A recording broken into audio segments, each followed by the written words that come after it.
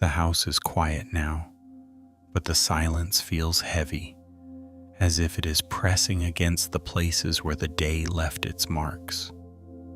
Perhaps you are lying there, staring at the familiar shadows on the ceiling, and the weight of the evening is not just the end of the day, but the echo of a specific moment. Maybe it was a phone that stayed dark when you expected a light. Maybe it was a conversation that drifted past you, a circle of voices that closed just a little too quickly, leaving you standing just outside the warmth of the laughter. Or perhaps it was something much smaller, the way a name was called out in a room and it wasn't yours. It is a particular kind of ache, isn't it? It isn't the sharp, sudden sting of a new loss. It is something more rhythmic, more settled. It is the sudden, cold recognition of an old pattern. It is that familiar, sinking feeling in the center of your chest that says, there it is. I am once again the one left to the periphery. You don't need to explain it. You don't need to justify why this small, quiet moment, this unreturned text, this missed invitation, this subtle oversight has pulled at a thread that runs all the way back through your childhood. You don't need to talk yourself out of the hurt or try to rationalize why you should be above such things.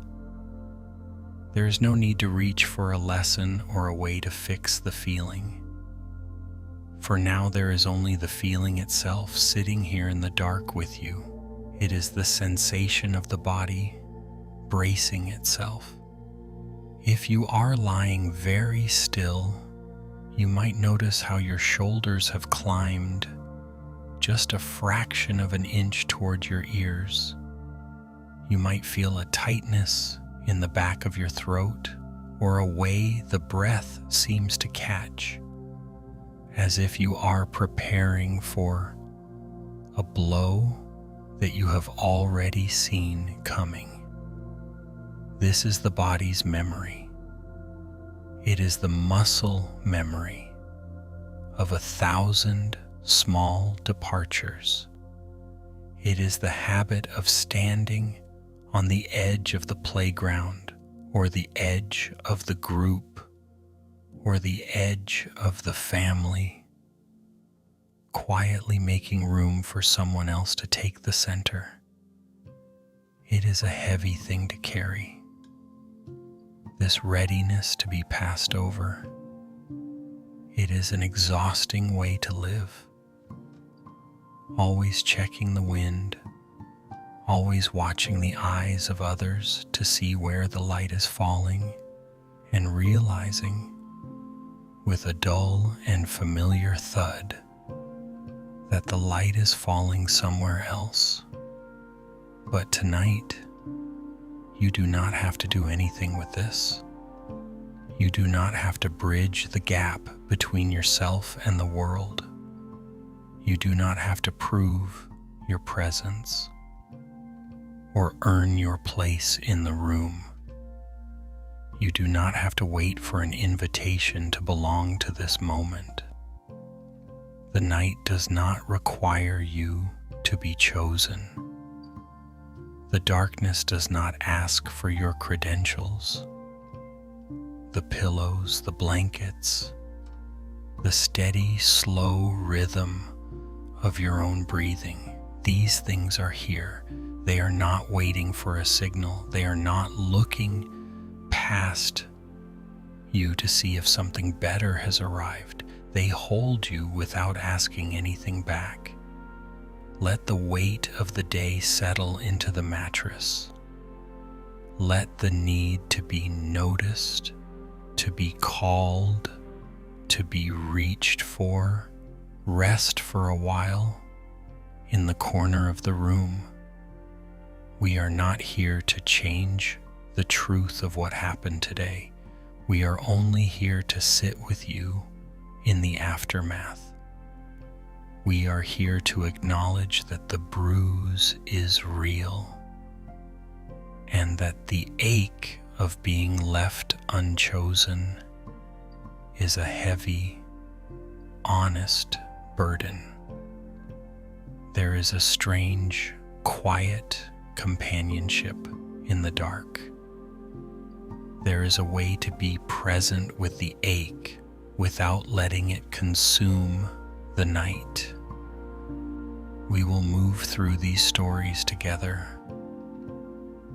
not as a way to escape, but as a way to remember that even in the moments of being passed over, even in the spaces where we felt invisible, there is a steady, unshakable ground beneath us. There is a way to breathe, even when the heart is heavy with the memory of being left behind. So, let your limbs grow heavy. Let the tension in your jaw soften just a little. There is no one to impress here. There is no one to win over. There is only the breath, the slow expansion of the lungs, and the permission to simply exist exactly as you are, in the stillness of being unobserved.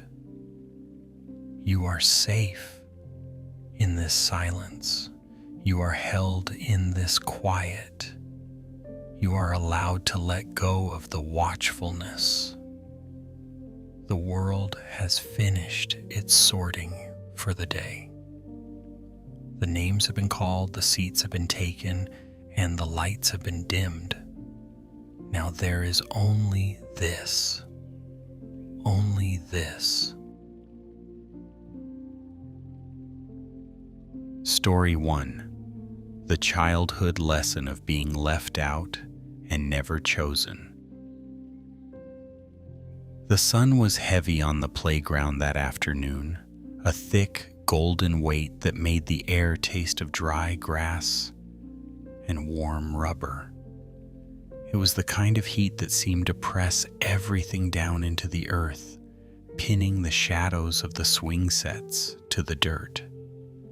Anna stood just outside the white chalk line, her sneakers sinking slightly into the fine, pale dust of the field's edge. She kept her weight balanced on the balls of her, and her eyes fixed on the center of the clearing, where the other children were already beginning to move, to group, to cluster. The playground was loud with the high, sharp sounds of midday, shouts, the rhythmic thud of a ball against a brick wall, the distant creak of a swing. But for Anna, the world had shrunk to the narrow space between her feet and the white line. She stayed just behind it, a quiet boundary she had learned to respect long before anyone had ever told her to stay out of the way.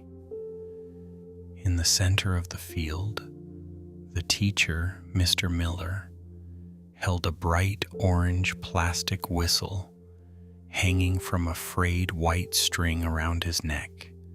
The string was stained with sweat and dust. Swaying slightly as he moved, he was calling out names one by one with a steady, rhythmic cadence. Leo, Sarah, James, Chloe. With every name, the cluster of children grew. They moved toward one another with an easy, unthinking gravity, their shoulders brushing, their hands grabbing sleeves, their laughter weaving a tight fabric of belonging. They were not thinking about the line. They were not thinking about the spaces between them. They were simply being pulled into the center by the momentum of being chosen. Anna watched the way the sunlight caught the dust kicked up by their running feet, turning the air into a haze of floating gold.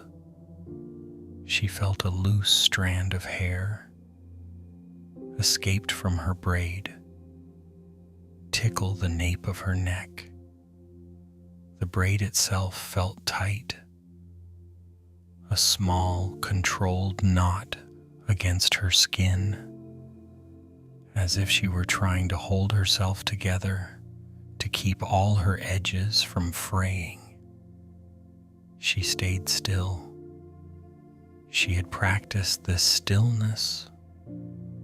It was a way of preparing, a way of bracing the muscles in her chest, so that when the final, inevitable moment arrived, the impact would be muffled. There was a specific kind of silence that happens when you are waiting to be the one left over. It isn't a lack of sound, but a density of it, a heavy, ringing quiet that settles in the ears, making the surrounding noise feel far away, as if you are watching the world through a thick pane of glass. David, Maya, Sam. The groups were forming clearly now. There were the strikers, the defenders, the keepers. The architecture of the game was being built, brick by brick, name by name. Anna looked toward the perimeter of the field where the tall metal fence caught the afternoon sun. The light was so bright against the galvanized steel that it hurt to look at, a searing white glare that made the far edge of the playground seem to dissolve into the heat. She focused on the texture of the fence, the way the heat made the metal seem to shimmer, hoping to find something in that stillness to anchor her. Her hands were tucked into the pockets of her shorts, her fingers tracing the smooth, hard edge of a small pebble she had picked up earlier. It was a tiny grounding weight. She watched the teacher's whistle move. The orange plastic caught the light, a bright artificial spark amidst the organic browns and greens of the field. Toby, Elena. The circle was almost complete. There were only a few names left. Anna felt the familiar hollow ache beginning to bloom in the center of her stomach. It wasn't a sharp pain, but a dull, echoing sensation, like the sound of a bell long after it has been struck. It was the feeling of anticipating the gap. She was looking at the empty spaces in the circle, the small pockets of dirt where no one was standing, and she was already moving into them in her mind. She was already rehearsing the walk toward the edge, the way she would tuck her chin, the way she would find a spot on the perimeter where she could watch without being seen. The ritual was always the same. The names would run out, the groups would be finalized, and then the person who remained would be the one who had not been called, the leftover, the one who exists in the margins, the person who is not part of the pattern. And Anna, the name was spoken softly, almost as an afterthought, lost in the sudden burst of excitement as the teams began to scramble into their positions. Mr. Miller didn't look directly at her. He was already looking toward the ball, already preparing to signal the start. Anna didn't move immediately. She stayed by the chalk line for a heartbeat longer, feeling the weight of that final, unceremoniated placement. She was the last piece of the puzzle, the one added only because there was nowhere else for her to go. She felt the dust of the field beneath her feet, the heat of the sun on her shoulders, and the profound, heavy realization that she had been right to prepare. She began to walk toward the edge of the group, her movements careful and small. She didn't want to disrupt the new energy of the teams, to break the seamlessness of their togetherness. She found a spot near the metal fence where the sun was most intense and leaned slightly against the cool, shadowed side of a wooden post. Years later, the memory of that dusty field would not stay in the playground. It would follow her into brightly lit offices, into crowded dinner parties, into the quiet corners of subway cars. Whenever a room began to sort itself, whenever a group of colleagues leaned in to share a private joke, whenever a circle of friends formed a tight, impenetrable ring, whenever a decision was made that left a silent, unaddressed gap, Anna would feel it. She would feel the sudden, instinctive tightening of her braid against her neck.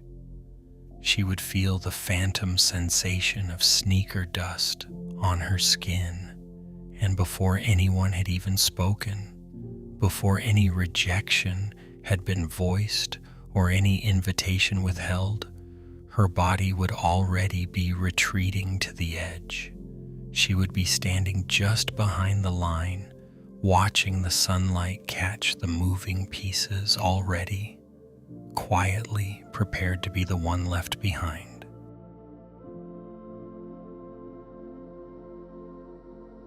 Story 2. The silent pain of being passed over and not recognized. The fluorescent light in the office always had a specific clinical hum, a sound that seemed to vibrate just beneath the surface of the skin. For Ethan, that hum had become the soundtrack to his waiting. It was a heavy, expectant sound. He had spent the last 6 months sitting at his desk, surrounded by the transparent boundaries of glass partitions and the muted clicking of keyboards, quietly building a case for himself. He hadn't made grand announcements or demanded attention. He had simply worked, adding his steady, silent effort to the pile, hoping that the sheer weight of his reliability would eventually be noticed. He had been waiting for a specific chime. There is a particular way a person prepares for a notification. It is a subtle, bodily bracing. You find yourself checking the corner of your monitor more often than necessary. You adjust your posture, straightening your spine as if the mere act of sitting more upright could pull the attention of the higher floors down to your cubicle. Ethan had become an expert at this. He had learned to inhabit the space of someone who was ready, someone who was deserving, even while the air around him remained still. Then the chime came. It wasn't a loud sound, just a short, sharp ping from the desktop application, but in the quiet lull of the late afternoon, it felt like a physical strike. Ethan didn't move immediately. He kept his eyes on the spreadsheet, though the numbers had begun to blur into meaningless gray lines. He He waited for the familiar sensation of a heartbeat thudding against his ribs, the momentary spike of heat in his neck. He knew what the email would say. He had already rehearsed the disappointment. He had already rehearsed the way he would swallow the sting and offer a polite, professional congratulations to whoever else was named. He clicked the notification. The announcement was brief.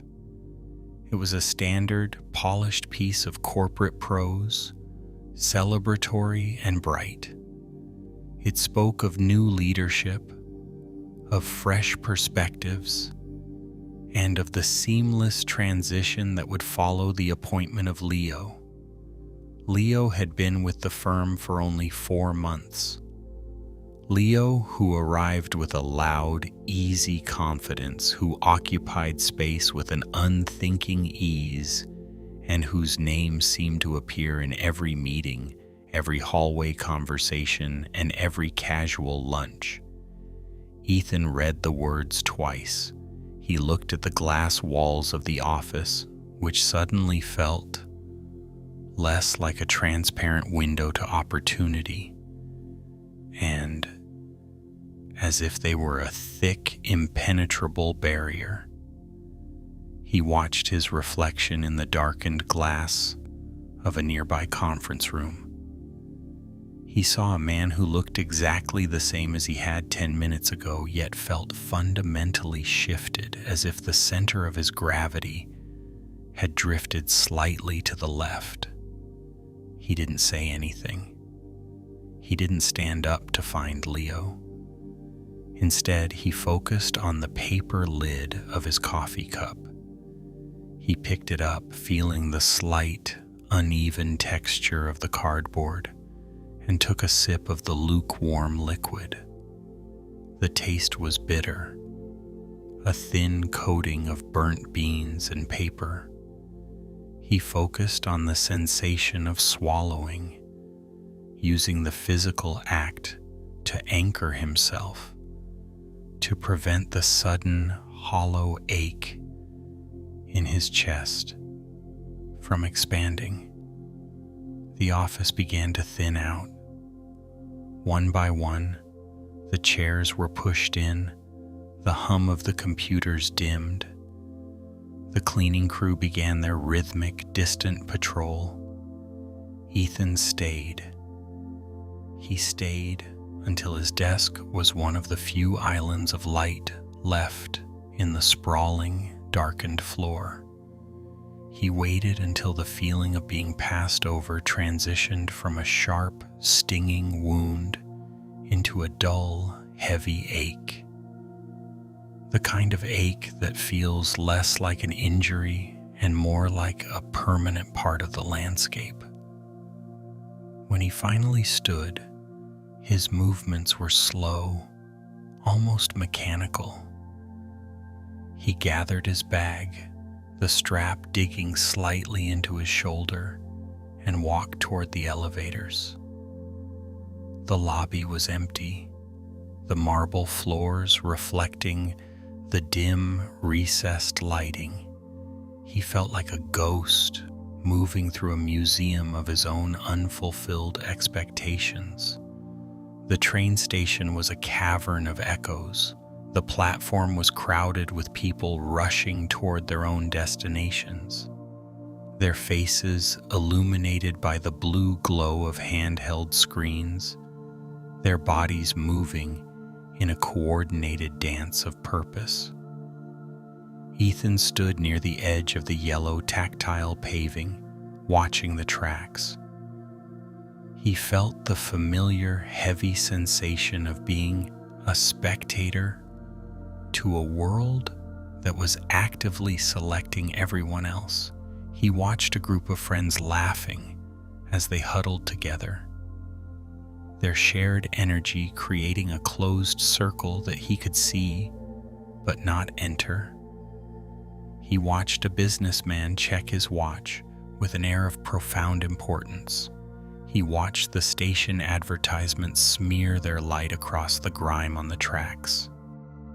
The train arrived with a screech of metal on metal, a violent intrusion into the evening.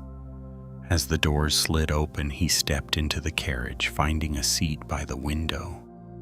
The train began to move, pulling away from the station, away from the office, away from the place where he had stood waiting. As the city began to blur into a stream of streetlights and darkened windows, Ethan leaned his head against the cool glass. The reflection in the window was haunting. In the darkness of the passing night, his own face appeared superimposed over the moving landscape. He saw the tired lines around his eyes, the slight slump of his shoulders. He looked at the man in the glass and tried to see him clearly, without the layer of resentment or the layer of shame. He reached up and began to undo his tie. It was a slow, deliberate ritual. He loosened the knot, feeling the constriction around his throat ease just a fraction. The silk of the tie felt smooth and heavy between his fingers. He pulled it away from his collar, allowing the fabric to hang limp and useless. It was a small, private rebellion against the professional version of himself that had just been deemed insufficient. He thought about the months of silent preparation. He thought about the late evenings, the meticulous reports, the way he had carefully curated his competence, all in the hope that it would serve as an invisible bridge to this moment. And now, the bridge led nowhere. He was still on the same side of the river. A sudden lurch of the train sent a shudder through the carriage. He watched a single drop of condensation trail down the window, a tiny, clear path carved through the fog. He followed its progress, mesmerized by its slow, unsteady descent. He thought about how easily the path was made and how easily it was erased by the next bead of water. The ache was still there, seated deep in his solar plexus, but it was becoming something else. It was becoming a weight, a density that made him feel anchored to the seat. He wasn't fighting the disappointment anymore. He was simply sitting with it, as one sits with a heavy coat on a cold day. He didn't try to find a way to make the feeling productive or motivational.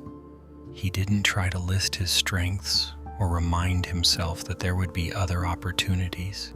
He simply allowed the bruise to exist.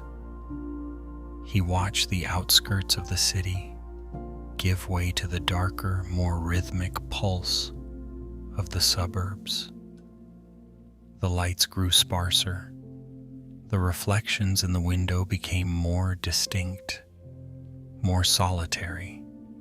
He was alone in his seat, surrounded by the muffled sounds of the train, the rhythmic clatter of the tracks, the low sigh of the air conditioning, the distant, indistinct murmur of a passenger in another carriage.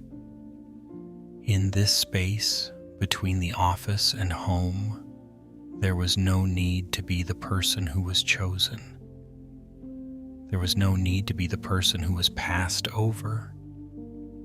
There was only the movement of the train, the cooling air of the carriage, and the slow, steady release of the tension in his neck. He let his eyes close, the darkness of the passing tunnels pressing gently against his eyelids, and for a moment he allowed himself to simply be a passenger drifting through the night, unobserved and unselected, perfectly at rest in the quiet of his own company. Story 3. The family wound of watching someone else be chosen first. The garden lights were strung in long amber loops between the old oaks, casting a soft, flickering glow that made everything look slightly out of focus, like a memory before it is even fully settled. Clara sat at the edge of the linen-covered table, her fingers tracing the edge of a heavy, cream-colored place card. The paper was thick and expensive, embossed with a gold script that felt raised and cool against her skin. Beside the card sat a champagne flute, the bubbles having long since retreated to the bottom, leaving only a thin, still ring of pale gold liquid that looked lonely in the dim light. The wedding was beautiful, a seamless arrangement of satin chair bows and white hydrangea petals. But Clara felt as though she were watching it through a pane of thick, textured glass. She could see the movement, the laughter, and the light, but the warmth of the celebration seemed to stop just short of her skin. A sudden burst of laughter erupted from the center of the table. A bright, rhythmic sound that drew everyone's eyes toward her sister Sarah. Sarah was leaning back, her head tilted, her face illuminated by the glow of a nearby lantern. As always, the conversation drifted toward her like a tide. Someone commented on her recent promotion. An aunt leaned in to squeeze her hand. A cousin asked for her opinion on the floral arrangements. There was an effortless pull to Sarah, a natural magnetism that made people want to orbit her. When Sarah spoke, the space around her seemed to expand, becoming warm and crowded with focused, eager attention. Clara watched the way the light caught the silk of Sarah's sleeve. She practiced the smile she had perfected over 3 decades.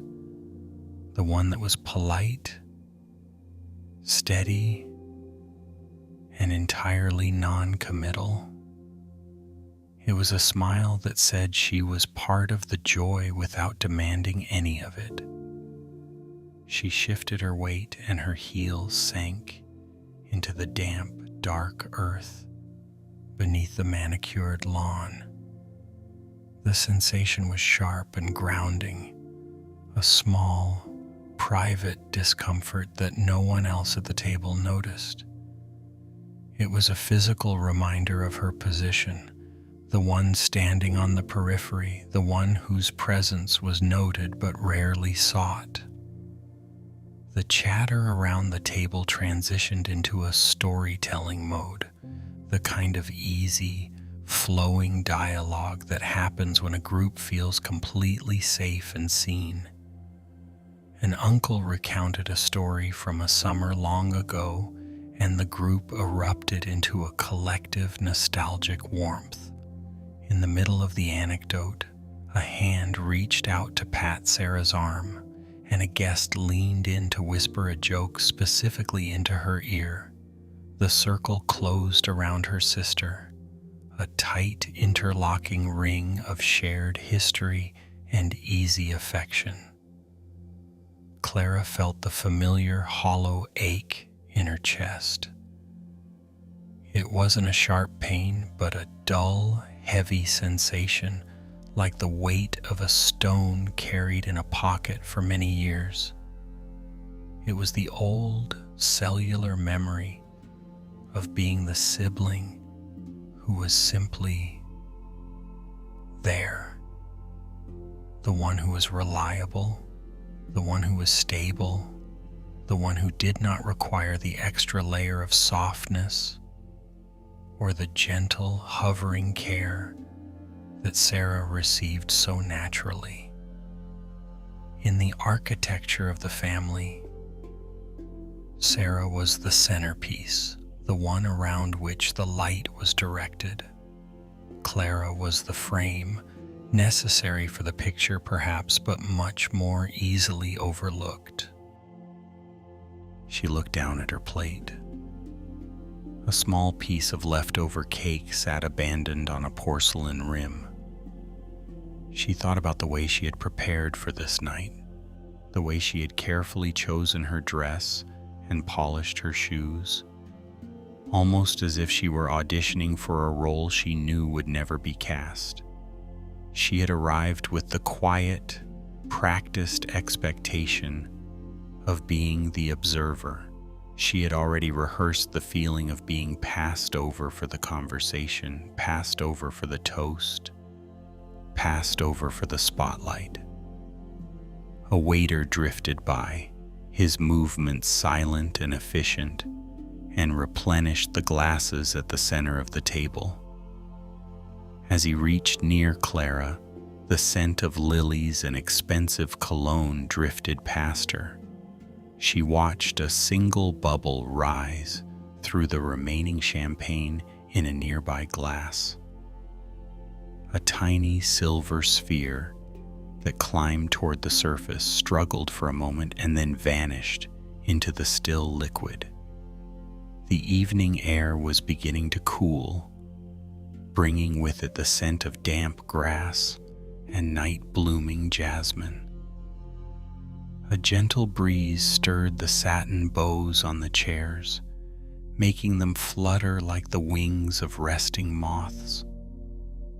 Clara watched the movement, finding a strange, quiet comfort in the rhythm of the wind. There was no need to perform for the wind. It moved through the trees and the guests alike, indifferent to who was being celebrated and who was sitting in the shadows. She looked back at the table, where the group was now settling into a quieter, more intimate hum. Sarah was leaning her head on her partner's shoulder, her eyes closed, enveloped in a cocoon of visible, tactile love. The ease of that connection was a landscape Clara knew well, but from a distance.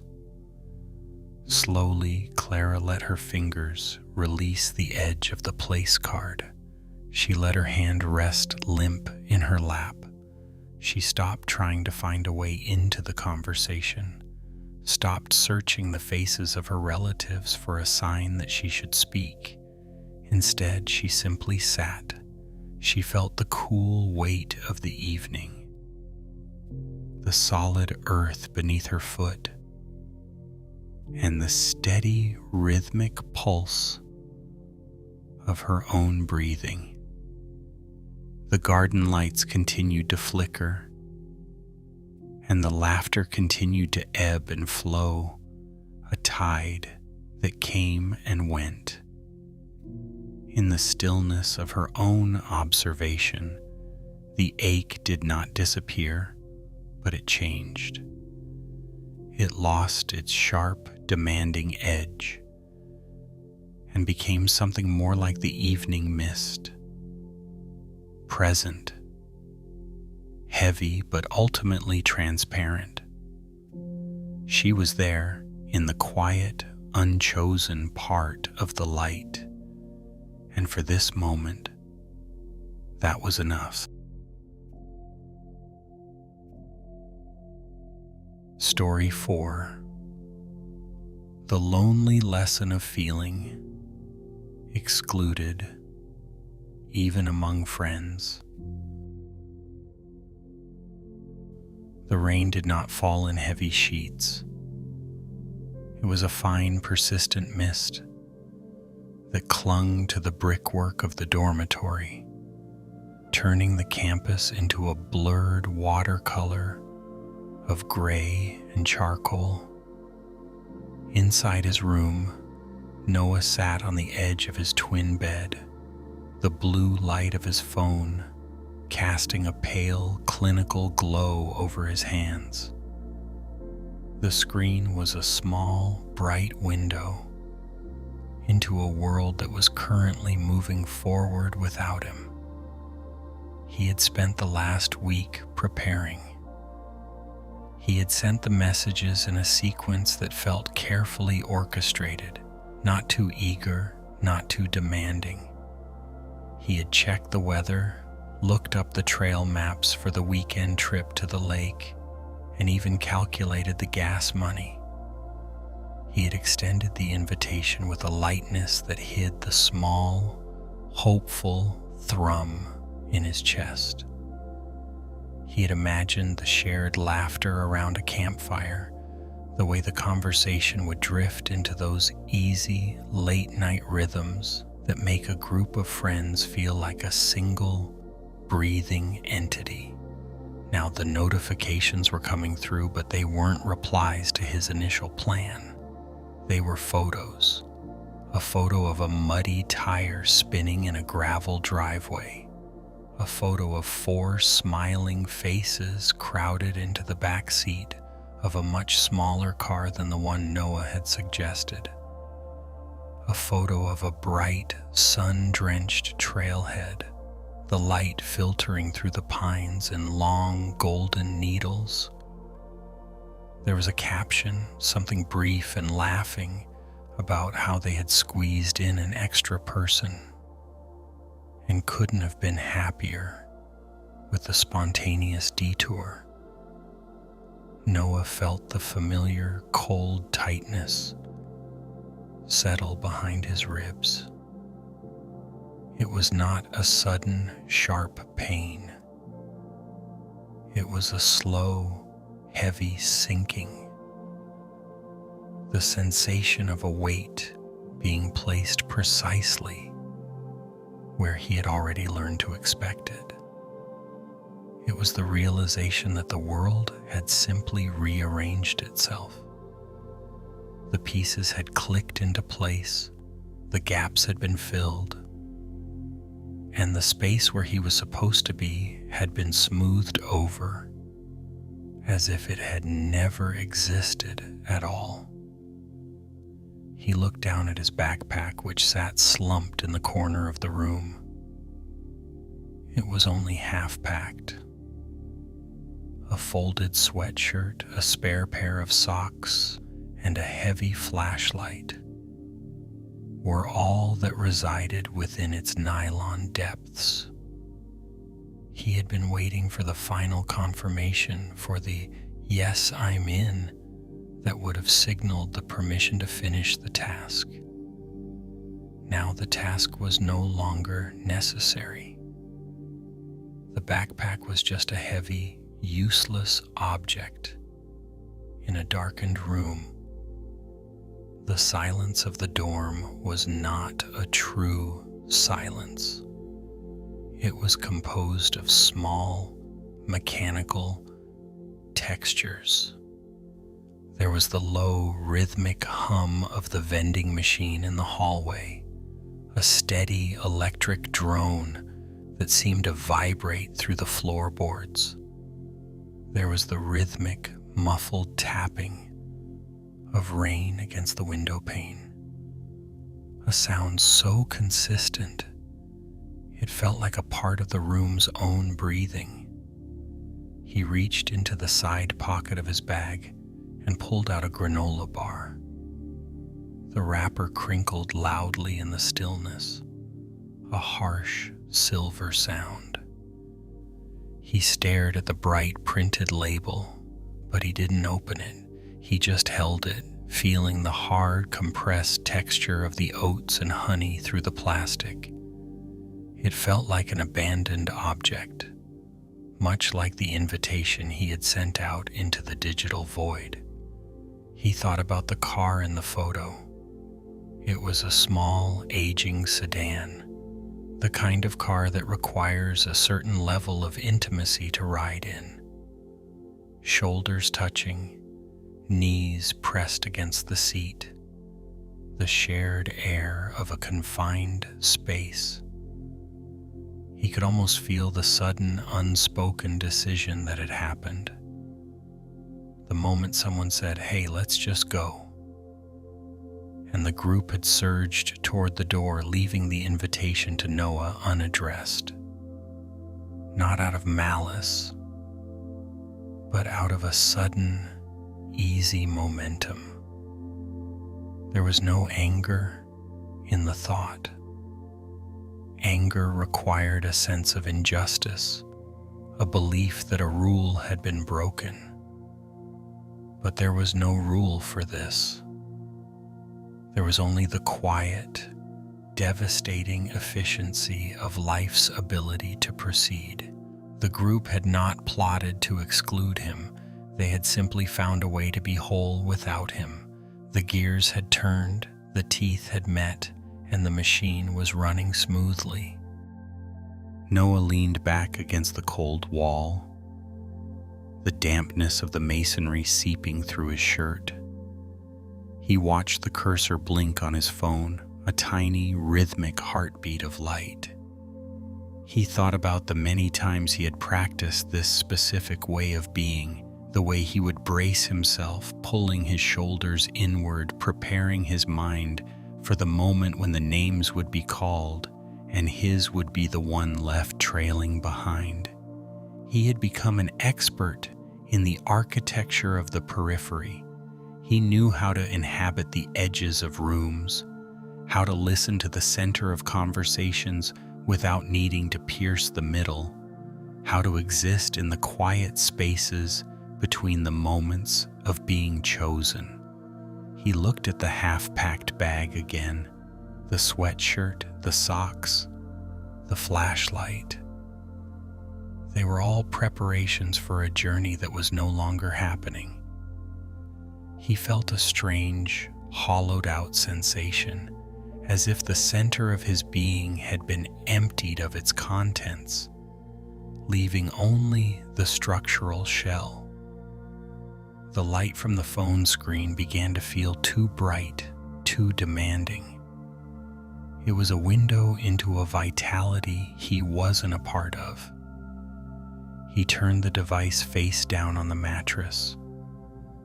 The room plunged into a deeper, more honest darkness, lit only by the vague, bruised light of the rainy night filtering through the curtains. He picked up the granola bar and placed it back into the dark pocket of the backpack. He closed the zipper, the sound a small, decisive snap in the quiet. He stood up, his movement slow and heavy, and moved toward the window. He pressed his forehead against the cool glass, watching the raindrops race each other down the pane, tracing erratic, unpredictable paths through the grime. He watched a single drop struggle against a streak of dirt, slowing down, pausing, then finding a new momentum and plunging downward. He watched it merge with another, becoming a larger, heavier bead of water, briefly heavier and more certain, before it too lost its shape and disappeared into the shadows at the bottom of the frame. In the darkness of the room, the hum of the vending machine continued, a steady, unblinking presence. The rain continued its relentless drumming. Noah sat back down on the edge of the bed, his hands resting empty on his knees. He did not reach for the phone. He did not check for new updates. He simply sat in the dimness, allowing the weight of the unchosen moment to settle, letting the coldness of the room meet the heat of the old, familiar ache, until they became a single, quiet stillness. Take a long, slow breath and let the images from these moments settle around you, like the quiet weight of evening shadows stretching across a room. Let the grit of the playground chalk dust settle. Feel the dry, powdery residue of that afternoon on your skin, the way it clung to your fingers and the edges of your sneakers as you stood just outside the boundary of the game. Hold the memory of that dusty, sun-drenched edge where the world was being divided into groups, and you were the remainder. Bring in the cold, sharp flicker of the office glass. Feel the weight of that paper coffee lid in your hand, the warmth of the liquid fading as you stared at the reflection of your own tired eyes in the train window. Remember the silent, heavy ache of the email notification, the way the blue light of the screen seemed to announce a truth you already felt in your bones, even before you read the words. Think of the soft, flickering garden lights at the wedding, the way they cast long, dancing shadows over the satin bows and the pressed grass. Remember the sensation of your heel sinking into the soft earth, the sound of laughter and the clink of glasses moving in a circle that seemed to have a perfect, unbroken rhythm. A rhythm that you were watching but not quite part of. Recall the pale, lonely glow of the phone in the dark dorm room, the hum of the vending machine in the hallway, the steady, rhythmic drip of rain against the glass, and the sight of those small, digital windows opening to show a world moving forward, bright and effortless, in a car that didn't have a seat saved for you. Gather all of these fragments together.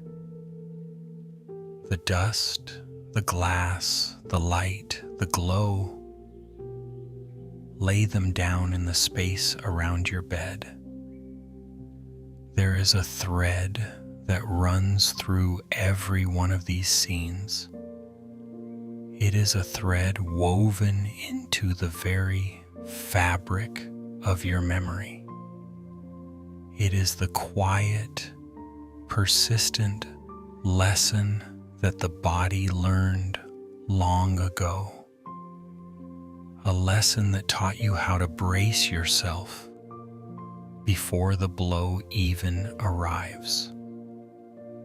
It is the heavy instinctive knowledge that in the sorting of things, in the naming of favorites, in the hand-picking of teams, and the assigning of tasks, someone else will often be easier to choose. You learn to watch for the moment the eyes move past you. You learn to listen for the name that is called instead of your own. You learn the specific hollow way the chest tightens when you realize that the circle is closing and you are standing just an inch outside the line. It is a habit of the spirit to prepare for the absence, to rehearse the disappointment, to build a small, quiet fortress inside yourself, so that when the rejection comes, you can say, I already knew.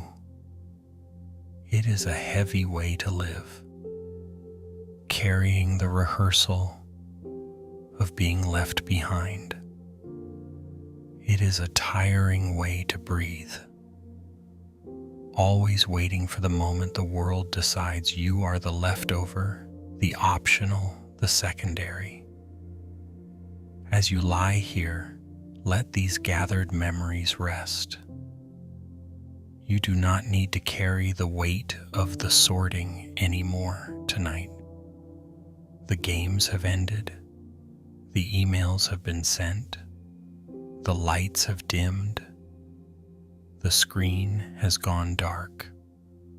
All the choosing that happened today and all the choosing that happened in the years before is simply part of the movement of the world. The world is always sorting, always moving, always picking and passing. But for now, there is no one to be chosen. There is no team to join. There is only the breath and the bed and the stillness. Let the old lesson rest in the dark, unexamined for just this night. Story 5. The heartbreak of realizing you were only ever the optional one. The water in the tub had grown heavy and still, losing the bright, swirling heat that had first welcomed Mara into the quiet. It was lukewarm now, a stagnant pool that mirrored the dim, amber glow of the small lamp she had placed on the floor tiles near the edge of the porcelain. The light didn't reach the corners of the bathroom, leaving the shower curtain to hang like a heavy, damp shroud in the shadows. Mara sat submerged to her shoulders, her skin puckered and pale, listening to the rhythmic, distant pulse of the city. Far below, a siren drifted through the glass, a long, lonely wail that rose and then dissolved into the hum of evening traffic, leaving the room even more silent than before. She reached out a damp hand, her fingers grazing the edge of a crumpled tissue on the floor. A small, white mountain of discarded moments. Her eyes, however, were not on the room, but on the screen of her phone, which sat precariously on a folded towel. The blue light of the display felt sharp and intrusive against the soft, amber atmosphere of the bathroom, a cold puncture in the warmth. She was scrolling.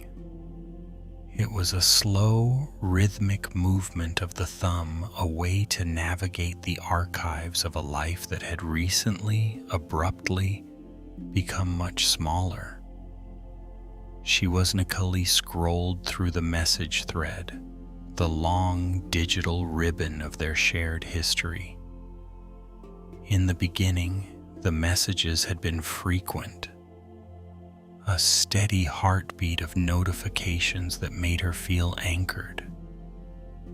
But as the months had stretched, the rhythm had changed. She was looking for the shift, tracing the exact moment the cadence of his responses began to thin, becoming sparse and reactive rather than proactive. She stopped on a message from 3 months ago, a simple question from her asking if he wanted to grab dinner on a Tuesday. There was no question mark in his reply, just a short, hurried, busy. Maybe next week. She felt the familiar dull ache in her chest, the sensation of a small, invisible door closing. It wasn't a loud, crashing sound. It was a soft, muffled click, the kind that happens when someone turns a key in a lock and walks into another room without looking back. She remembered that Tuesday. She had spent the evening hovering near her phone, the light of the screen a tiny false sun in her darkened living room, waiting for a follow-up that never arrived. As she continued to scroll, the pattern became impossible to ignore. It was a map of small, repeated absences. There were the nights when she had sent a photo of a sunset or a funny article, only to receive a single non-committing emoji hours later. There were the weekend plans that were always subtly redirected toward his friends, or his work, or his need for space, leaving her to inhabit the periphery of his life. She saw the moments where she had reached out, her fingers typing words of affection, of connection, only to find herself met with a polite, distracted distance. She saw the time she had asked almost tentatively if they were still okay, and the way his responses had been designed to deflect, to smooth over the tension without ever actually addressing the hollow space growing between them. She had been asking for affection to be granted twice, once in the gesture itself, and once in the quiet, desperate follow-up that hoped to confirm it was actually being received. The realization settled over her not as a sudden shock, but as a slow, cold tide. She had been living like an optional person for a very long time.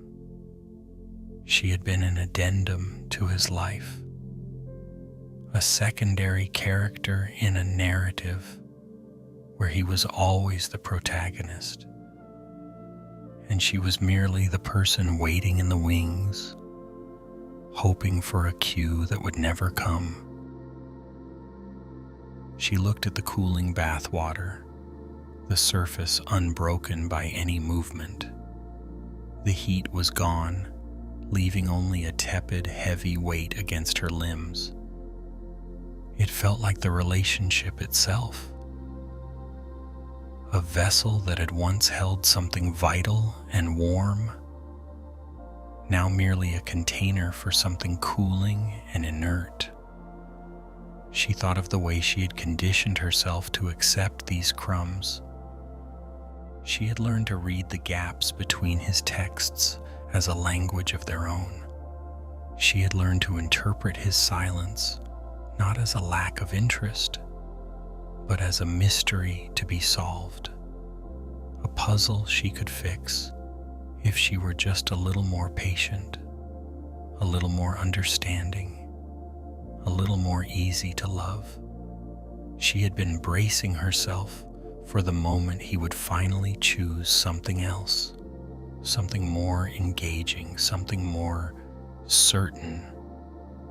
She had been practicing the art of being left behind long before the actual departure occurred. The bathroom felt very small.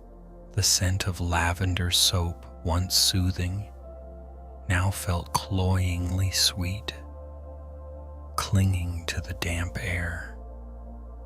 She wiped her eyes with the back of her hand, the movement slow and heavy.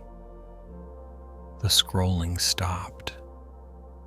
She let the phone slip from her fingers onto the towel. The screen dimmed, the blue light fading into the amber warmth of the lamp.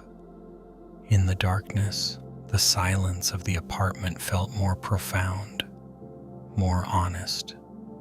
There was no longer the frantic need to check, to verify, to seek a sign of presence in a digital void.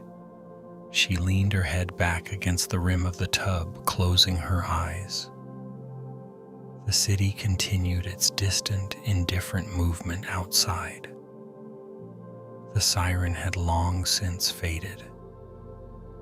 There was only the sound of her own breath, slow and steady, and the heavy, quiet presence of the night.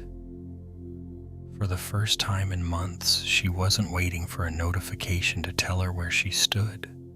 She was simply there, in the cool, dim stillness, no longer reaching, no longer asking, just breathing in the emptiness that was, at last, entirely her own. Story 6. The quiet suffering of feeling invisible in a room full of people. The heat in the parking lot stayed heavy, even as the sun began its slow, bruised descent toward the tree line. It was the kind of late afternoon warmth that felt thick in the lungs, smelling of baked asphalt, sun-warmed rubber, and the dusty, sweet scent of dried grass from the nearby park. Jonah pulled his work gloves tighter, the heavy canvas scraping against his knuckles, and looked down at the long line of metal folding tables stretched out under the shade of a sagging awning.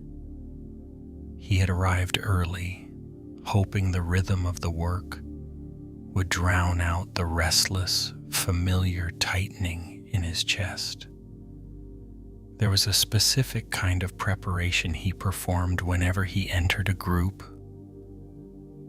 a mental bracing, a straightening of the shoulders, a quiet internal rehearsal for the moment he would realize he was standing just outside the circle.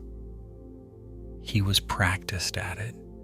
He knew how to hold himself so that he looked helpful rather than expectant. A way of blending into the periphery so that if the exclusion came, it would feel like a natural part of the scenery rather than a personal verdict. The task for the evening was simple: sort the donations. Canned goods, boxes of pasta, bags of rice, and tins of soup were piled in disorganized heaps on the edge of the pavement. Jonah took a crate and began the slow, repetitive motion of checking labels. He focused on the bright reds and blues of the soup tins, the way the light caught the crusted salt on a bag of crackers, the smooth, cold surface of the metal. He tried to sink into the mechanical nature of it, finding a small, steady peace in the singular focus of checking expiration dates and ensuring the labels were facing upward. But the silence of the work was constantly punctured by the sounds of others. It wasn't a loud noise, but a specific frequency of connection. He heard the sharp, bright burst of a laugh from 2 tables down, followed by the rhythmic clinking of cans being moved by 2 people working in perfect, unspoken unison. He heard the low, steady murmur of a conversation between 2 women as they folded cardboard flaps, their heads tilted toward one another, their movements synchronized by a shared joke or a shared history. Slowly, almost imperceptibly, the space began to reorganize itself. The volunteers, mostly neighbors he knew, only by polite nods in the hallway or quick greetings at the mailbox, began to find their partners. A pair emerged to handle the heavy crates. A trio formed to manage the intake log. As the group solidified, the gaps between the tables seemed to shrink. The air between the people grew warm with the friction of shared purpose and easy, unforced intimacy. Jonah felt the familiar, cold hollow opening up in the center of his rib cage. It was the sensation of being the extra piece in a puzzle that had already been solved. He stayed at his station, his fingers tracing the edge of a dented tin of peaches, but his eyes kept drifting to the periphery of the groups. He watched the way hands reached out to steady a shifting box, the way eyes met and held for a second longer than necessary, the way the laughter seemed to weave a net that quite unintentionally left him on the outside. He was not being ignored, not explicitly. People passed him, asked him if he needed more bags, or nodded as they walked by. But there was no invitation for him to join the center of the movement. He was the person who stayed at the end of the line, the one who was given the task that could be done in solitude, the one who was useful but not essential to the conversation. He felt himself retreating into the safety of the task, pressing his thumb into the rough texture of his work gloves, trying to convince himself that the solitude was a choice, a preference for the quiet, rather than a consequence of being passed over. The heat of the parking lot seemed to intensify, the sun casting long, distorted shadows across the pavement. The asphalt was still radiating the day's fever, making the air shimmer slightly above the dark surface. He felt a strange, heavy exhaustion, not from the physical labor, but from the effort of maintaining his composure, of keeping the old, reactive part of his mind from flaring up in protest.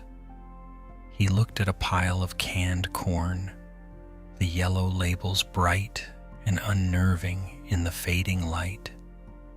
He found himself wondering if he were simply invisible, or if he were simply someone who lived in the margins by design. The thought was a dull ache, a well-worn path in his mind. Just as the heaviness was beginning to pull his gaze downward, a shadow fell across his table. It was the sharp, sudden shadow of someone passing by, but a slow, settled presence. "This bench is much better than the heat of the pavement," a voice said. It was a dry, papery voice, weathered by years but remarkably steady. Jonah looked up. An elderly man wearing a faded linen shirt and a wide-brimmed straw hat was standing by the edge of the table. He wasn't part of the bustling groups. He was standing alone, looking toward a small, weathered wooden bench tucked into the shade of a large oak tree near the edge of the lot. "It is," Jonah said, his voice sounding slightly rough to his own ears. "The heat is a bit much today." The man nodded slowly, his eyes crinkling at the corners. He didn't ask Jonah to join the others, nor did he wait for an invitation to stay. He simply gestured toward the bench. "I found the shade here. There is a certain dignity in the stillness, don't you think? The others, they are all rushing to finish, to be seen, to be doing, but the work is the same whether it is done in a hurry or with a slow hand." The man walked toward the bench, his gait slow and deliberate. He sat down on one of the slats, which was worn smooth by decades of use, and let out a long, quiet He didn't look around to see who was watching him. He didn't seem to be checking to see if he was included in the larger gathering. He simply existed in that small, shaded space, perfectly content with the boundary of his own company. Jonah found himself standing, his hands still gloved, his heart still thumping with that old, rhythmic anxiety. He looked at the groups of people, still laughing and moving in their tight, effortless circles. And then he looked at the man on the bench. The man patted the empty space on the worn wooden slat. He didn't beckon. He didn't make a grand gesture. He simply created a small, available space. Jonah wiped his hands on his trousers, the dust of the parking lot clinging to the fabric. He walked away from the tables, away from the labels and the crates and the feeling of being the leftover element. He walked toward the shade of the oak tree.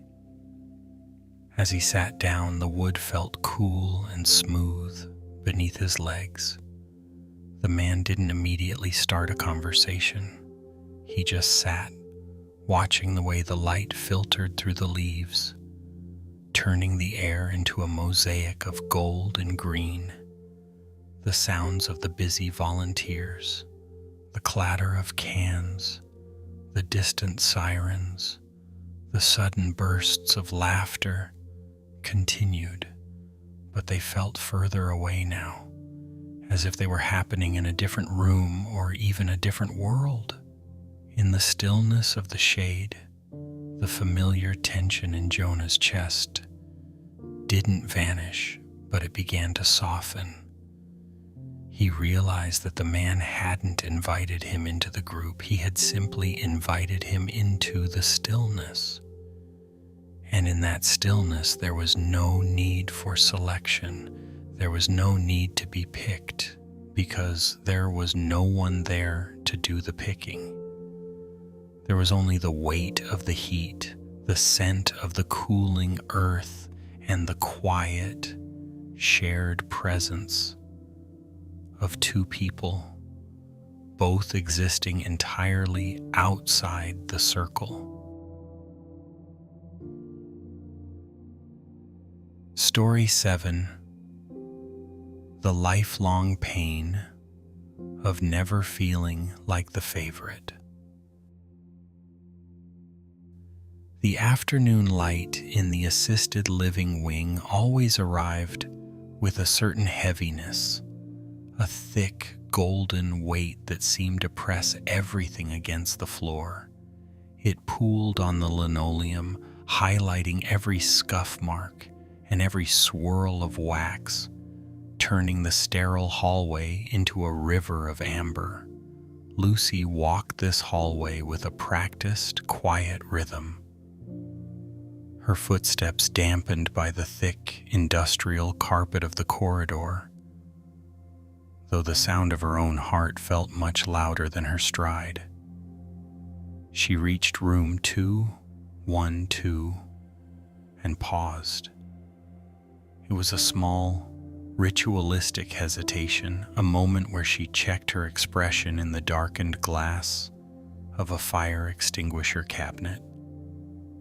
She smoothed the front of her cardigan, her fingers fumbling briefly with a small, pearl-like button near her collarbone.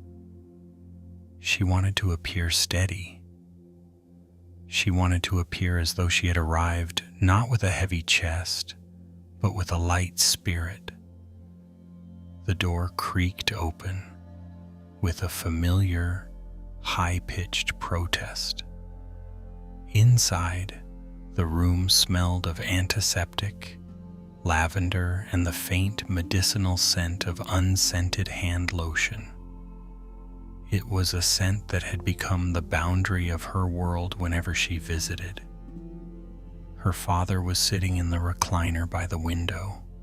The television was on, muted, a low murmur of flickering blue light and silent movement providing a backdrop to the stillness. He didn't look up immediately. He was staring at a small, plastic paper cup of apple juice resting on the side table, watching the way the light caught the amber liquid. "Hi, Dad," Lucy said, her voice soft, careful not to break the fragile atmosphere of the room. He turned his head slowly. His eyes, once sharp and searching, were now clouded, like windows covered in a thin layer of dust. For a moment there was a flicker of recognition, a brief bridge spanning the distance of his fading memory. Then his gaze drifted past her, toward the doorway. "Is she here?" he asked. His voice was thin, a dry rustle like dead leaves on pavement. Lucy felt the familiar, sharp constriction in her chest. It was a physical sensation, a tightening of the muscles around her ribs, a bracing that she had carried since she was a small child. She knew exactly who she was. She knew the name that lived in the front of his mind, the name that always preceded her own. "No, Dad, Sarah isn't here yet. It's just me." He let out a small, disappointed sigh, a sound so slight it was almost swallowed by the hum of the air conditioner. He turned his attention back to the window, his hands, spotted with age and trembling slightly, resting on the armrests of the chair. Lucy moved into the room, the floorboards under the linoleum creeping beneath her weight. She sat in the chair opposite him, the one with the faded floral pattern that felt far too much like a waiting room. She reached for the bottle of hand lotion on the table, the one he used every afternoon. As she pumped a small amount into her palm, the scent of the lotion, thick, floral, and slightly medicinal, rose up to meet her. She began to rub the lotion into her own hands, a nervous habit, a way to ground herself in the tactile reality of the room. The coolness of the cream against her skin was a sharp contrast to the warmth of the sunlight. "Do you want some juice, Dad?" she asked, gesturing to the paper cup. "It's fine," he murmured, not looking at her. "Just waiting for the call. Sarah said she might stop by after her lunch." The words were a small, precise needle. They didn't need to be loud to hurt.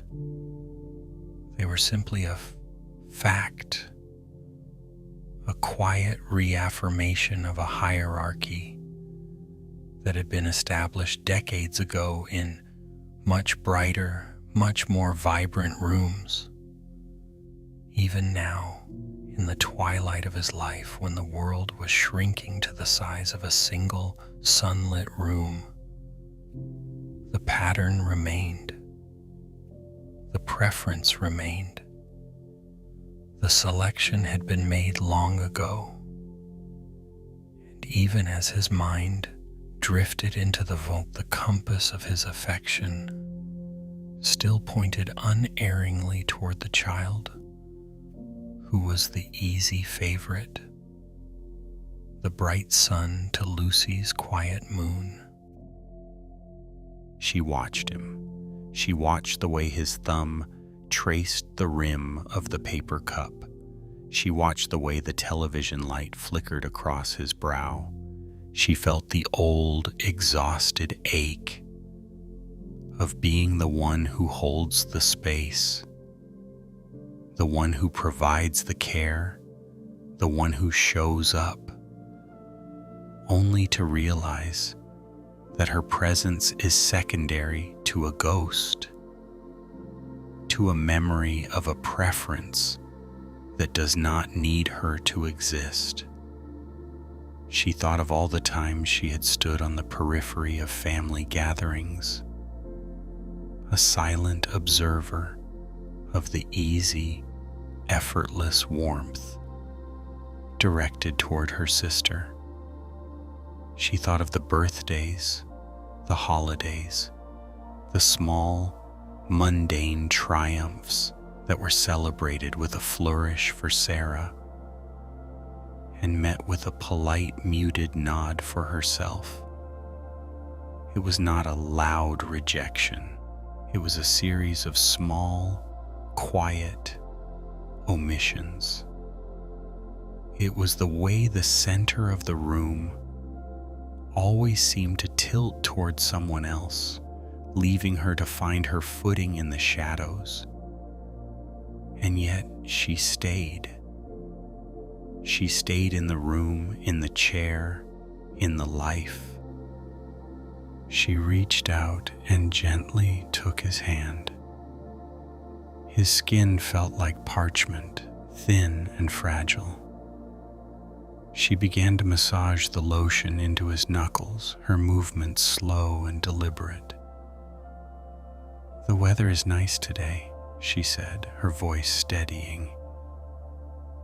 "The trees in the courtyard are starting to change color." He didn't respond to the comment, but his fingers didn't pull away.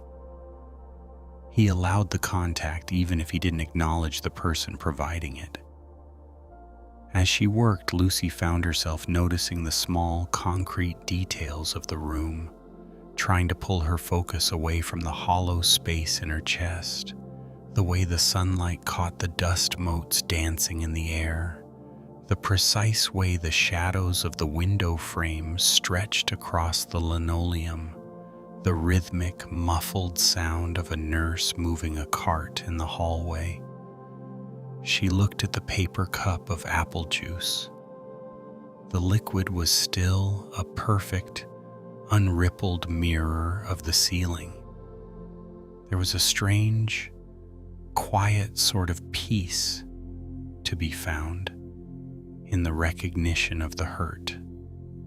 It was not a victory, but it was a truth.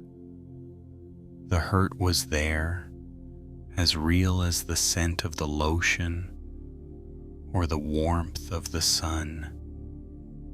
It was a part of her landscape, as much a part of her as the way she walked or the way she spoke.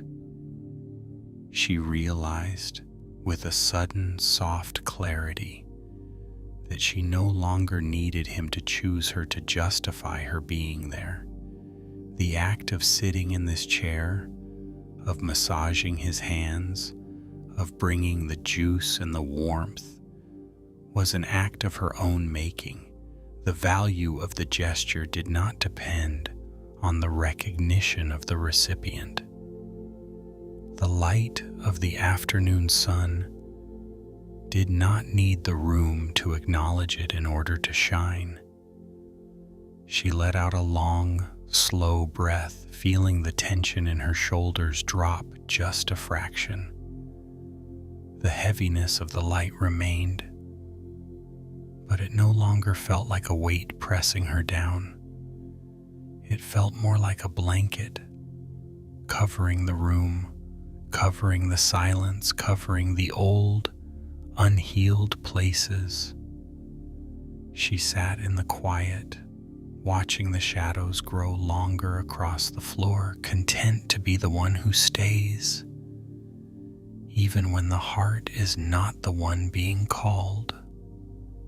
She simply sat, a quiet presence in the amber light, breathing in the scent of lavender and the slow, steady rhythm of the afternoon.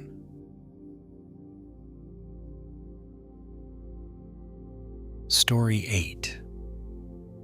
The Buddhist lesson of finding peace without being chosen. The monastery was a place of heavy, beautiful silences, the kind of silence that felt like a physical weight against the skin.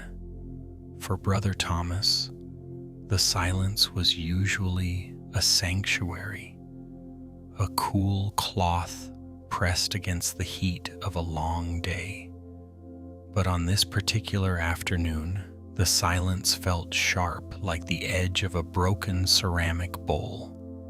He was in the courtyard, the rhythmic scrape of broom straw against the ancient stone floor providing the only pulse to the afternoon. The sun was beginning to slant low, casting long amber shadows through the cedar corridors, stretching the architecture into shapes that seemed to reach for something far beyond the monastery walls. Thomas moved the broom in slow, methodical arcs, clearing the stray bits of dried leaf and grit from the paving stones. He focused on the texture of the work, the rough friction of the straw, the way the dust rose in tiny, swirling clouds before settling again. He tried to find the center of the movement, the point where the sweeping and the breathing became the same thing. Then the heavy, rhythmic tolling of the brass bell echoed from the central tower. It was the signal for the late afternoon transition, a deep, resonant vibration that seemed to settle into the very marrow of his bones. It was a sound that usually brought a sense of order, a grounding of the spirit. But today, as the bell's vibration faded, the sound of approaching footsteps disrupted his rhythm. He looked up through the shifting dust. Two figures were walking down the shaded cedar corridor. It was Brother Leo, a newer novice, whose movements were still characterized by a certain bright, unburdened energy, and elder monk Silas. Silas was a man made of shadows and deep creases, a person who seemed to carry the weight of decades of meditation in the very set of his shoulders. Thomas watched, his grip tightening slightly on the wooden handle of the broom. He saw the way Silas paused, not to look at the courtyard at large, but to place a steady, weathered hand on Leo's shoulder. It was a small gesture, a quiet gesture of guidance, but to Thomas, it felt like a door clicking shut. "Leo will accompany me to the high garden today," Silas said, his voice a low rasp that carried easily in the still air. "The herbs there need a discerning eye, and your hands are steady." There was no malice in the statement, no overt exclusion. It was simply a practical assignment, a pairing of experience with a new, capable hand.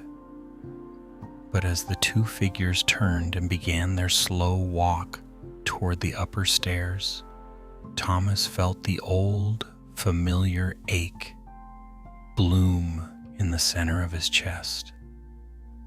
It was the same ache he had carried since he was a child, standing on the edge of a dusty school field, watching teams form and knowing, even before the first name was called, that he would be the one left standing by the fence. It was the ache of the unchosen. He looked down at the stone beneath his feet. The pattern of the paving was intricate, a mosaic of gray and tan, but suddenly it felt like a map of everything he had been passed over for. He thought of the subtle ways this feeling had followed him into the monastery, the way a certain task was always given to another, the way conversations seemed to naturally orbit around a different center, leaving him to hover on the periphery, much like the dust he was trying so hard to clear. The work became harder, the broom felt heavier, the friction of the straw more abrasive. He found himself rehearsing the small, internal protest. Steady too. I have the patience for the high garden. I am here. He was bracing himself, preparing for the slight, invisible sting of being the one left behind. Even in a place dedicated to the dissolution of the ego, he retreated to the small monastic cell he occupied near the edge of the kitchen quarters. The room was sparse, containing only his narrow cot, a small wooden desk, and a single shelf on the floor beside the wall. His rice bowl sat cooling, the steam having long since vanished, leaving the grains of rice pale and still. He sat on the floor, his back against the cool, plastered wall, and pulled his folded work cloth from his belt. He began to fold it. It was a repetitive, meditative task. He smoothed the fabric, ensuring the edges aligned perfectly, corner to corner, side to side. He focused on the precise geometry of the cloth, trying to direct all his attention to the tactile reality of the cotton. But the mind is a persistent wanderer. Even as his hands worked, his thoughts drifted back to the corridor, to the hand on the shoulder, to the way the silence of the monastery had suddenly felt hollowed out. He felt the weight of the not invited, not chosen, not the one called upon. He felt the phantom memory of every moment in his life where he had sensed the formation of a circle that did not include him. He looked at the rice bowl. It sat there, unadorned, uncelebrated, simply existing. It did not need to be the center of the meal to be part of the nourishment. It did not need an invitation to be present. He closed his eyes and tried to breathe into the discomfort. He didn't try to push the ache away or judge himself for feeling it. Instead, he sat with the sensation of the tightness in his throat and the hollowness in his solar plexus. He let the feeling of being left out sit in the room with him like an uninvited guest. He thought of the broom straw on the stone. The straw does not ask to be used. It simply performs the friction. The stone does not ask to be cleared. It simply receives the movement. The bell does not ask to be heard. It simply vibrates. Slowly through the long, slow breaths of the deepening evening, the narrative began to shift. The sting of the assignment was still there, but it was losing its power to define him. He began to see that the ache was not actually about Leo or Silas, or even about the high garden. The ache was a habit of the heart, a deeply ingrained way of interpreting the world as a series of verdicts. He had spent a lifetime turning every movement of life into a measurement of his own worth, reading every silence as a rejection and every pairing as an exclusion. He looked at his hands, calloused from the broom and the heavy lifting of the monastery chores. These hands were capable, they were useful, they were part of the monastery. Whether or not they were currently the hands being held by an elder. He reached out and touched the edge of the cooling rice bowl. The ceramic was smooth and indifferent to his internal struggle. There was a profound, quiet peace in that indifference. The world was constantly sorting, constantly pairing, constantly moving in patterns that had nothing to do with his permission or his presence. And in that realization, the tension in his shoulders began to dissolve. He picked up the folded work cloth and placed it neatly on the shelf. He would wake tomorrow, and there would be more sweeping, more cleaning, more tasks assigned. There might be more moments where he finds himself on the periphery, but he would no longer approach those moments with a braced heart. He would learn to bow to the assignment not as a person being judged, but as a person simply participating in the unfolding of the day.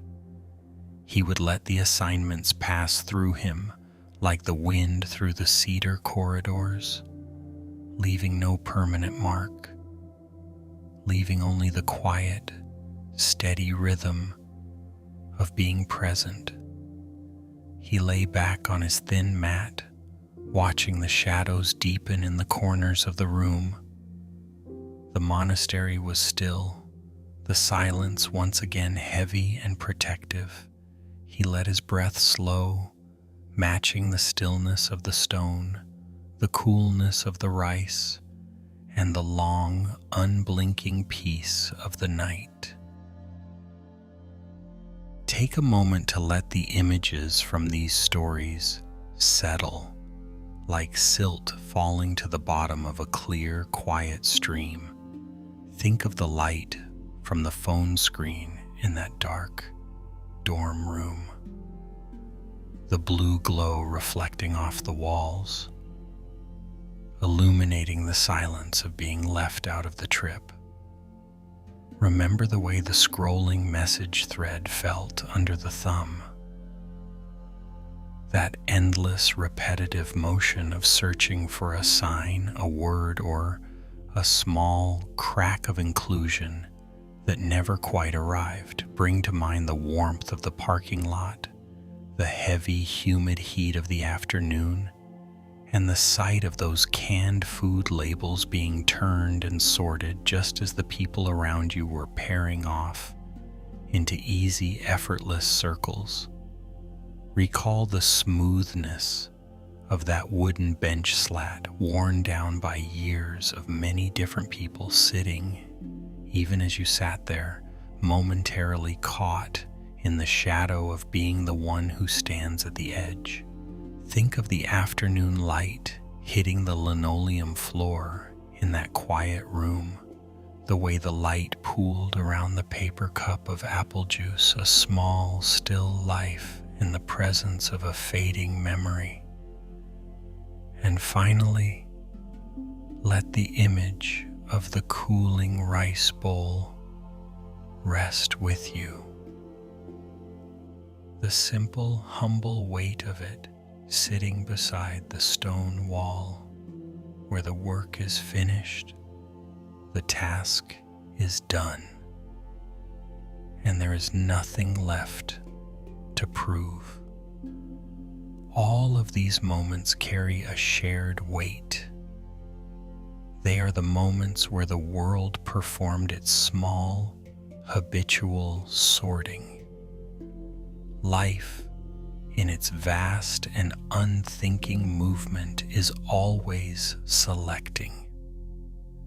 It selects which names are called first, which hands are held tightly, which invitations are sent, and which people are left to find their own way through the quiet. It selects which paths are paved and which remain overgrown with grass. There is a profound, ancient habit in the heart that learns to brace for this sorting. It is a bracing that happens long before the email arrives, or the seat is taken, or the door is closed.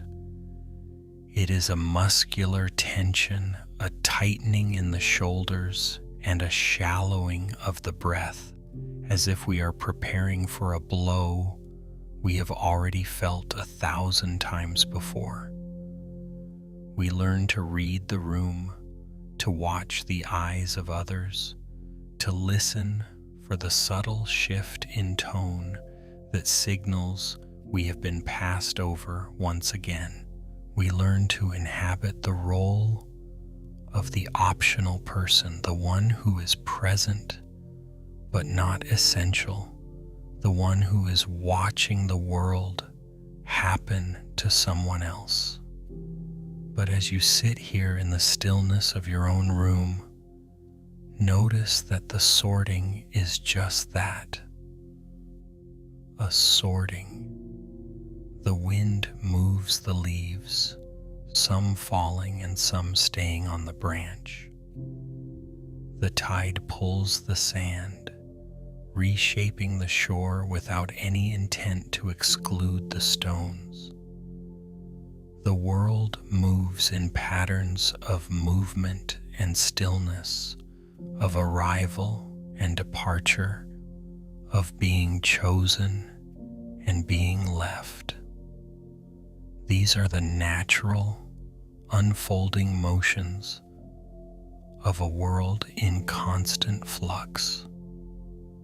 The pain we carry is not from the sorting itself, but from the way we have turned every small exclusion into a final verdict on our very existence. We have taken the simple, impersonal movements of life and woven them into a story of our own inadequacy.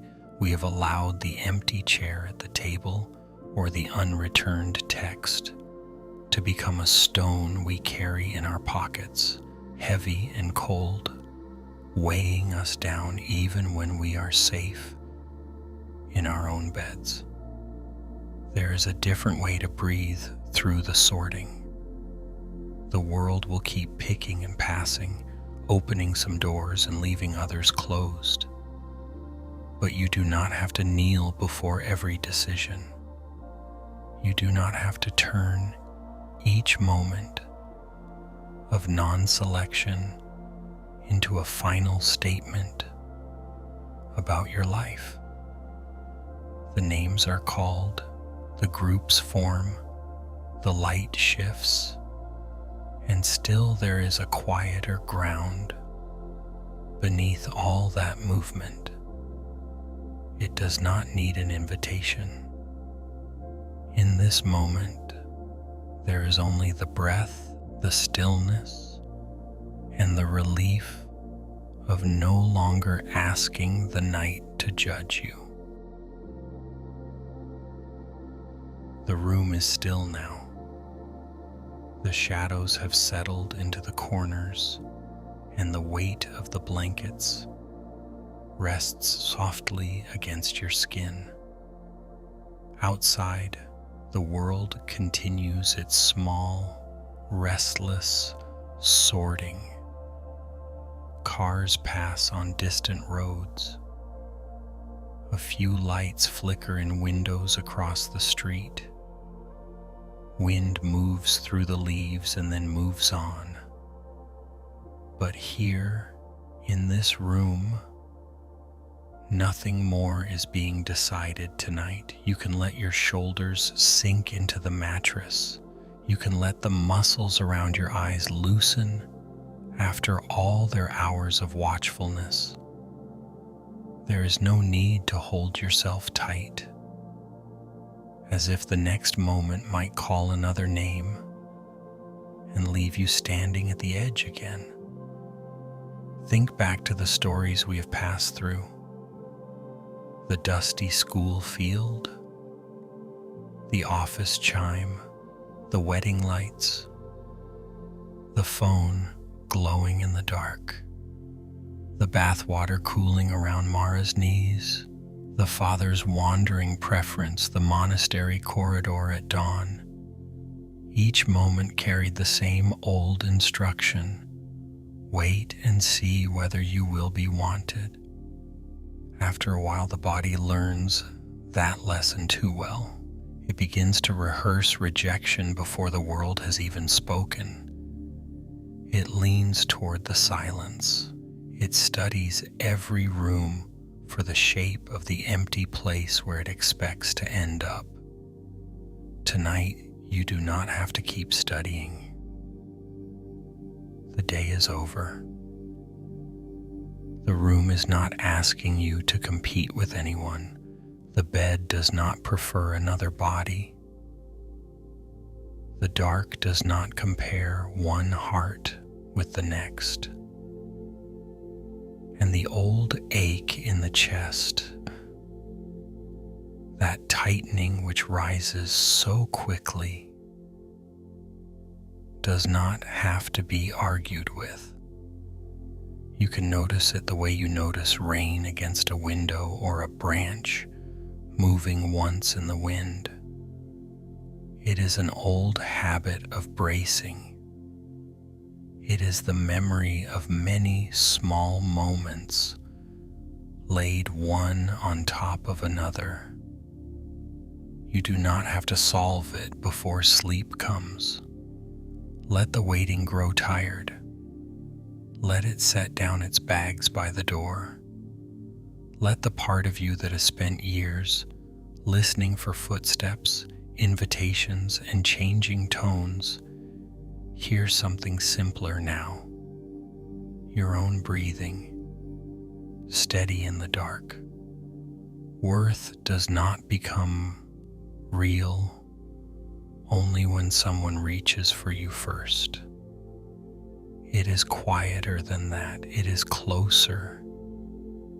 It is in the fact that you are here at all, warm beneath the covers, alive inside this breath with nothing more to prove before the night can hold you. Maybe this is the gentlest part of the night, the moment when you stop waiting for a door to open and hear instead the small, faithful sounds that were here all along. The blanket shifts when you breathe. The pillow keeps the shape of your head. Somewhere beyond the window, a tire passes through a shallow patch of water. Then the street goes still again. Nothing in these sounds is trying to rank you. Nothing is asking whether you were the favorite child, the selected worker, the invited friend, the remembered love. They meet you without ceremony. They let you be one more living thing in the dark, no less worthy of rest than the trees, the rooftops, or the birds sleeping with their heads tucked under their wings. So let the world keep its choosing until morning. Let tomorrow keep its doors, its names, its replies, its little arrangements. For now, there is only this bed, this room, this breath, and the relief of not having to stand at the edge of anything. The shadows are soft, the air is cool. The work of watchfulness can end here for a while. Rest now. Let sleep come without asking whether you were chosen.